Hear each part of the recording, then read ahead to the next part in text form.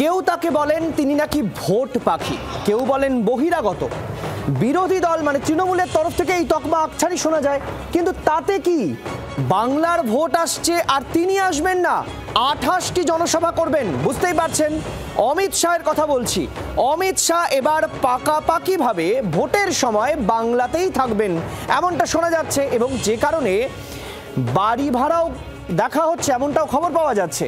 ফলে স্বাভাবিকভাবেই বিজেপি নেতৃত্ব মানে বঙ্গ বিজেপি নেতৃত্ব প্রকাশ্যে এ নিয়ে কিছু বলবেন না, স্বাভাবিক। কিন্তু হাবে ভাবে বোঝা যাচ্ছে যে অমিত শাহ অন্তত এই ভোট বাজারে তিনি বাংলাতে ঘাঁটি গাড়তে চলেছেন।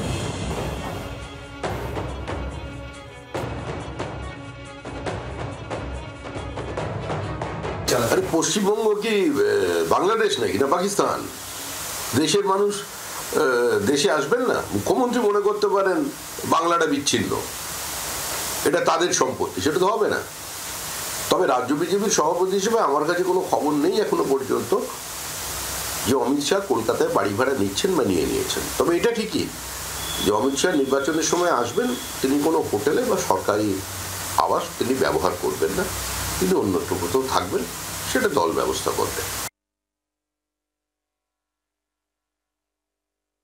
2021-এ আমরা দেখেছিলাম একটা 5 তারা হোটেলের ওপরে 3টে ফ্লোর পার্মানেন্টলি ভাড়া নেওয়া হয়েছিল।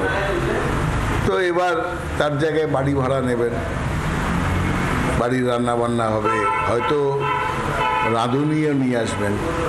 তার মানে দিল্লিতে হোম দপ্তর, গৃহ দপ্তর যার মন্ত্রী উনি, সেখানে তিনি 2-3 মাস যাবেন না, নাকি এখানে যখন আসবেন 2 দিন হোটেলের থাকার বদলে সেই বাড়িটিতে থাকবেন। বাংলার আওয়াজ, বাঙালির আবেগ, জি 24 ঘন্টা।